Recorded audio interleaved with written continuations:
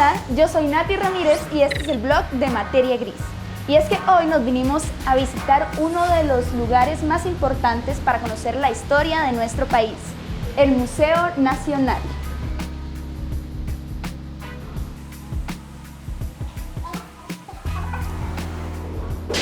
Hola.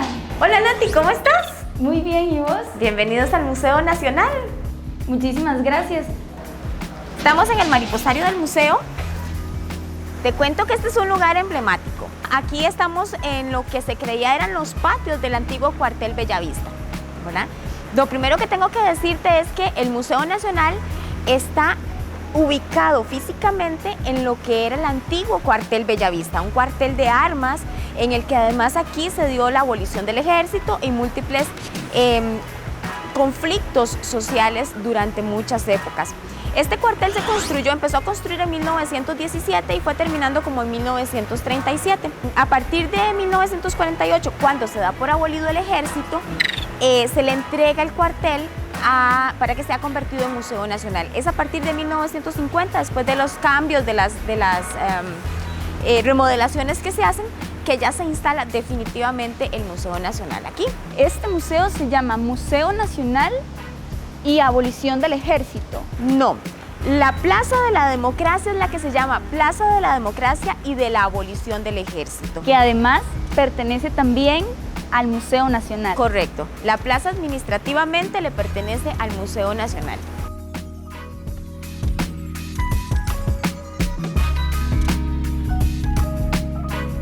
Bueno, y también tengo que contarte, Nati, algo muy importante. El museo no nace con el cuartel Bellavista. El museo tiene 134 años de existencia. Nace desde 1887 y tuvo diferentes sedes antes de venir aquí al cuartel Bellavista. Este edificio era un edificio muy antiguo, entonces no tenía accesibilidad. De hecho, la entrada no era esta, la entrada era por arriba. Pero queríamos aprovechar la fachada del cuartel Bellavista. Okay. Entonces se hizo toda una remodelación para habilitar, construir esta rampa que dé acceso a las 7600, ¿verdad? Que cumpla con las 7600, y una rampa que llega hasta el patio principal. El patio principal era completo, o sea, no existía esa rampa. Entonces, cuando se empieza la remodelación de este espacio y los bajop entran para sacar la tierra, despegan contra algo, ¿verdad? Y entonces se dan cuenta que hay unos túneles ahí. Hasta ese momento era una leyenda urbana que existían esos túneles. Yeah. Entonces, en una situación muy atípica, tuvimos que llamar a nuestros arqueólogos para que hicieran una investigación arqueológica histórica en este sector. Es ahí donde se descubre un espacio que era como un centro de control y se encuentran varios objetos como peines, tazas, chapas de botella, objetos que evidentemente no son precolombinos, pero son históricos y que dan fe de que eran utilizados esos túneles que se cree, según nuestra historiadora, lo que haya investigado, que se cree que eran conexiones internas, o sea, no se sabe todavía si sale o no sale. Al entrar al museo, lo primero que te recibirá es el mariposario, un jardín hermoso y natural, donde podremos conocer un poco más de estos pequeños insectos, su desarrollo y cómo son en este entorno. Es una de las habitaciones más esperadas por el público en este hermoso museo.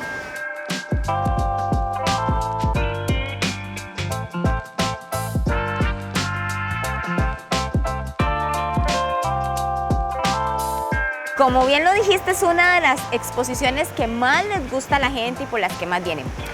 Tengo que hacer la aclaración ahorita de que no hay tantas mariposas porque está lloviendo mucho. Bueno, por allá hay una. Sí, hay varias volando, hay varias por ahí, pero posadas. No, ellas no revolotean porque a ellas les gusta más la luz. Cuando hay sol, cuando hay más luz, les gusta más. Pero tenemos cerca de 14 especies de mariposas.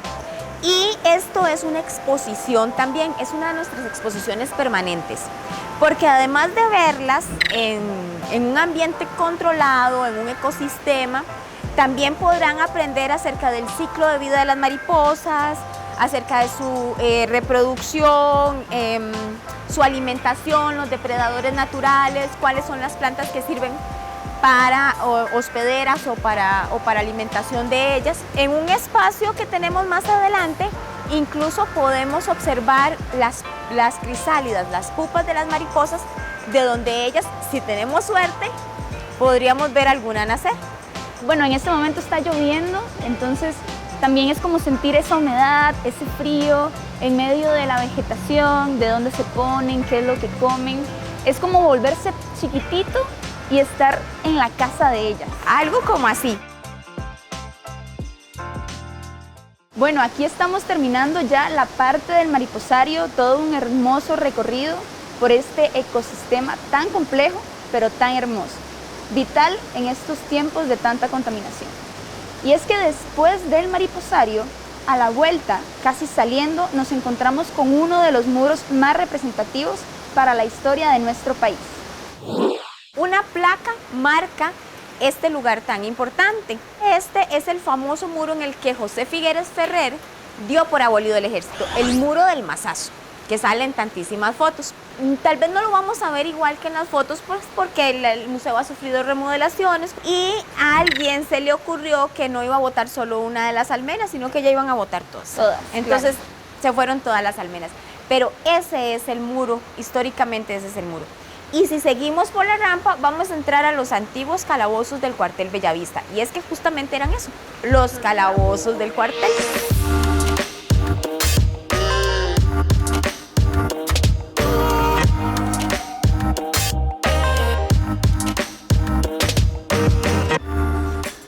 Aquí se creía que había como un pequeño lugar de vigilancia.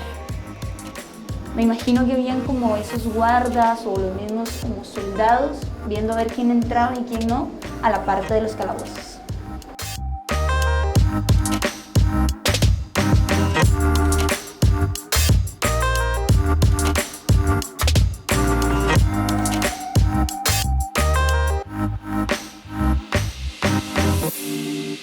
Bueno, aquí estamos en una de las exposiciones temporales que tiene el museo. Sin embargo, esta misma exposición se encuentra en un lugar muy importante del museo. Bueno, Nati, aquí estamos en los calabozos del antiguo cuartel Bellavista. Ya pasamos por el famoso túnel descubierto hace como en el 2008, creo que fue el descubrimiento. Y aquí estamos ya en el espacio de los calabozos. Tal vez aquí hay 3 espacios muy importantes que quiero mostrarte. Si me acompañas. Este es el primero y bueno, en este momento está tapado por la exposición, pero aquí podríamos ver las letrinas, los servicios sanitarios del cuartel Bellavista, que es un solo espacio de cemento con diferentes huecos y ahí todo el mundo, ¿verdad? Sin división, sin nada. Sin nada. Y corría agua por un canal. Y entonces por ahí se iban todos los desechos. Pero contame una cosa, en este espacio que normalmente, ¿verdad?, para hacer necesidades y demás, con un techo tan elegante, porque tiene como detalles en oro, pareciera que no es de aquí. Este techo no es de aquí, justamente. Este techo es el techo del antiguo Congreso de la República, el que está ubicado donde ahora está el Banco Central. Cuando demuelen ese edificio, recuperan este trozo del techo y se lo entregan al Museo Nacional. Entonces, en el museo pues no lo guardan, sino que lo colocan aquí para ser exhibido como parte de esa historia antigua de nuestro país y esas edificaciones que dejaron de existir. Claro, es como esas reliquias, ¿verdad?, que se van guardando y se van poniendo en diferentes lugares para que queden ahí como retratadas, resguardadas. Y para el disfrute de las personas, para que conozcan esa historia. Claro, porque era muy inusual, como, ¿verdad?, como que no nos calza el hecho de un baño con un techo así. Pero bueno, ahora tiene todo lógica. Ahora acompáñame a otro de los espacios emblemáticos. Bueno, yo ando un poco desubicada. ¿Aquí en dónde estamos? Bueno, este es otro espacio emblemático. Cuando pasamos por Avenida Segunda, observamos un torreón que llama mucho la atención. del visitante o de quien haga Sí, un a simple recorrido. vista se ve. Entonces aquí estamos dentro de ese torreón. Aquí estamos dentro del torreón más visible, podríamos decir, del cuartel, porque otros de los torreones eran 4, pero los otros los demolieron. Este es uno de los más visibles. ¿Es el único que queda? No, queda otro también. Ok, Queda estamos en uno de ellos. uno hacia la entonces. avenida Central. Pero este es el que da hacia la avenida Segunda, que es donde pasa más tránsito de vehículos y de personas, y entonces es como el que la gente más conoce, además pasa el tren por ese lado. Entonces la gente como que más lo ve. Pues aquí estamos dentro del torreón. Pero todavía te voy a enseñar un espacio más atractivo aún. Acompáñame. Bueno, vamos a ver. Es este, Nati. Esto llama muchísimo la atención de las personas. Son los calabozos, las celdas del cuartel Bellavista. Aquí se creía que metían sobre todo a los presos políticos, esos que estaban en contra del bando de gobierno de quien estaba en el poder.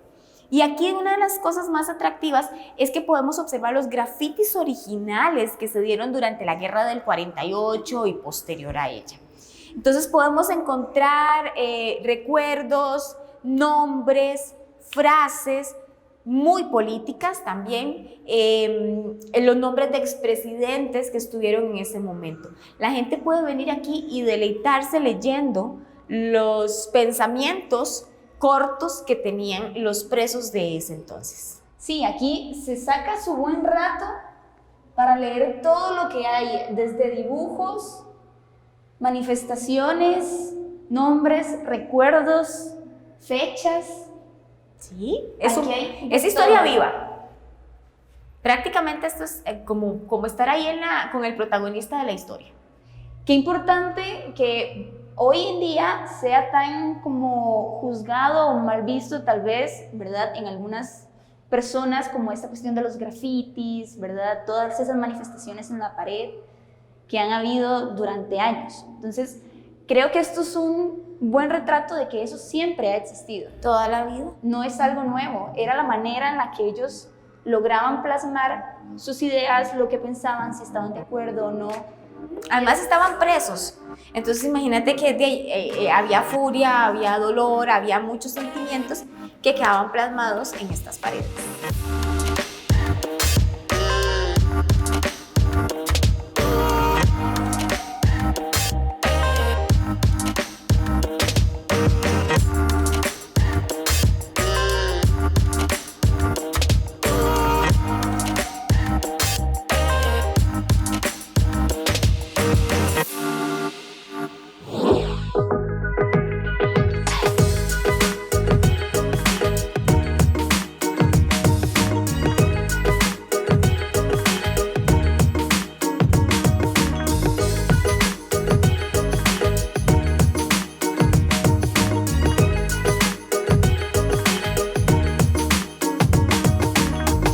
Bueno, aquí estamos en otra de las exposiciones temporales con las que cuenta el museo, como son la de los nidos y huevos. Pero en realidad la estructura como tal, ¿a qué pertenece? ¿O pertenecía en aquellos años? Bueno, Nati, estas son las casas de los comandantes. Y es que se les llama justamente así porque eran las casas donde vivían los comandantes del ejército de Costa Rica cuando existía ejército en nuestro país. Aquí específicamente, nosotros le llamamos la Casa Azul, vivía el segundo comandante del ejército. Estas son dos casas de finales del siglo XIX, ¿verdad? De un estilo muy propio de la época y que fueron utilizadas por los comandantes del ejército. Se cree que también, bueno, esta tenía una salida hacia el frente, que era el Castillo Azul, o que es el Castillo Azul y que era la casa presidencial, y tienen un estilo muy propio de jardín central y de los cuartos alrededor, de pasillos y de los cuartos alrededor de los espacios. Actualmente aquí tenemos esta exposición, como bien decías, de nidos y huevos, que es una exposición que muestra las bellezas que elaboran las aves, las bellezas de nidos que elaboran las aves y lo curioso de los huevos que también ponen las aves. Son parte de la colección del Museo Nacional. Nosotros tenemos colecciones de historia natural y una de ellas es la colección ornitológica que incluye estas piezas. Es muy interesante porque estas casas tienen como esta cuestión hogareña de tener el piso de madera, los marcos de madera. Se conserva hasta donde se pudo, después de las remodelaciones, la casa y la estructura como tal. Sí, las casas están restauradas, pero son en su mayoría las originales, las piezas originales de la misma, los marcos de las puertas, incluso las paredes.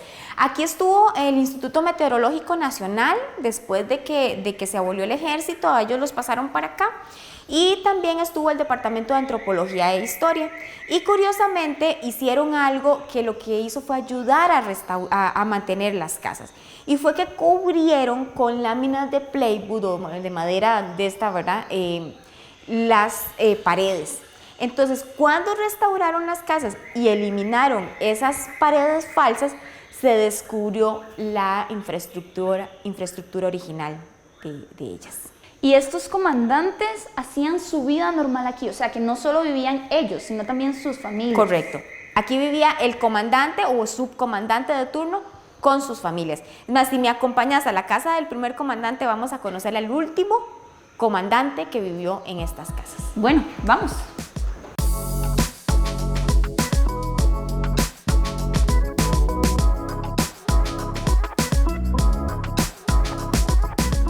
Aquí estamos en la segunda casa de las que nos contabas, ¿verdad? Sí, Nati, esta es la casa del primer comandante.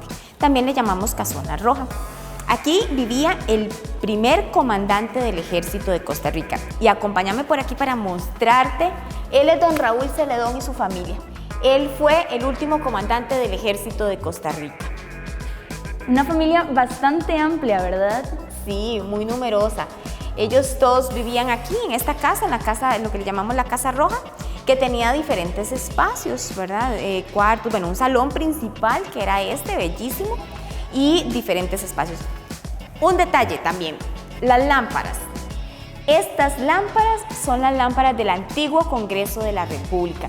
El techo, ¿recordás el techo? Claro. Bueno, pues era ese techo con estas lámparas. Era toda una estructura propia de la época. Sí. Como que me la imagino, ¿verdad? Esos grandes salones, las grandes mesas, sí, las grandes familias.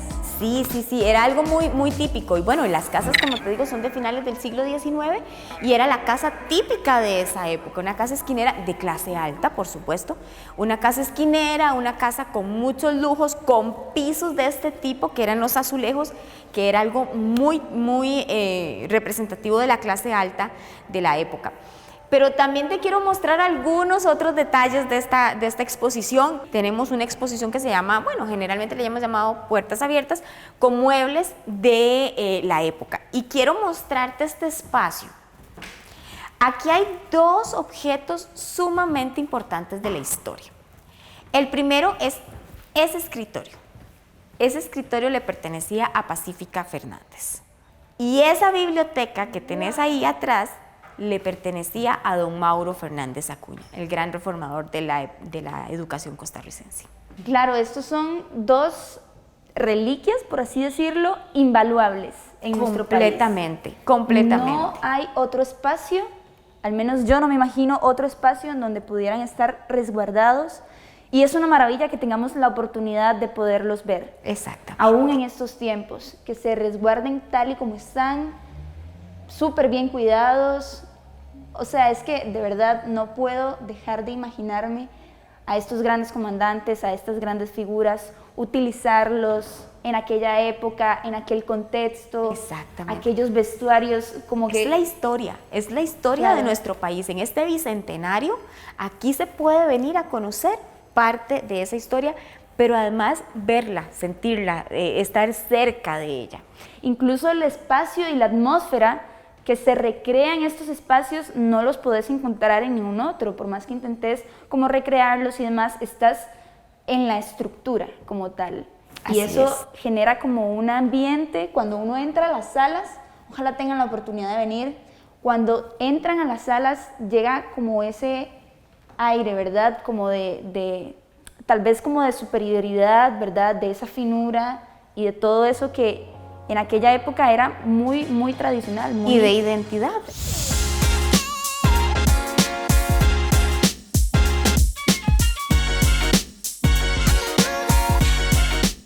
Bueno, Wendy, muchísimas gracias por esta bienvenida, todo el recorrido maravilloso, de verdad. No, gracias a ustedes, Nati, por acompañarnos, por mostrarle a los muchachos este espacio que muchas veces piensan que no es para ellos, pero que aquí pueden venir a aprender y descubrir muchísimas cosas muy interesantes y pues aprender de la historia de Costa Rica, que también es importante que todas las nuevas generaciones conozcan de nuestros antepasados para saber hacia dónde vamos. Y eso que fue una pincelada apenas, se nos queda mucho por fuera, así que los invito a que puedan venir.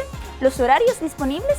Bueno, el Museo Nacional está abierto de martes a sábado de 8:30 a 4:30 y los domingos de 9 a 4:30.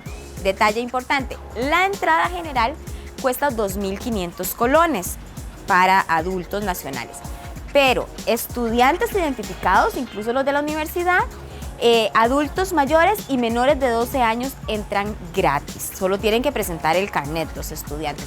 Y los domingos es gratis para todos los nacionales identificados. Nacionales y residentes solo muestran su cédula o su identificación y también entran gratis. En el caso de los extranjeros, En el caso de los extranjeros pagan $11 general y $6 estudiantes con carnet. perfecto, ya saben, no hay excusas. Igual, el museo tiene sus diferentes exposiciones de manera virtual, pero claramente no hay nada mejor que vivirlo en persona. Y es un espacio bastante accesible en estos tiempos. Hemos llegado al final de este vlog. Gracias por acompañarnos. Les recuerdo que nos pueden seguir en nuestras redes sociales, Facebook, Instagram y YouTube como Materia Gris. Así están al tanto de nuestros contenidos y de la agenda cultural del país. ¡Nos vemos!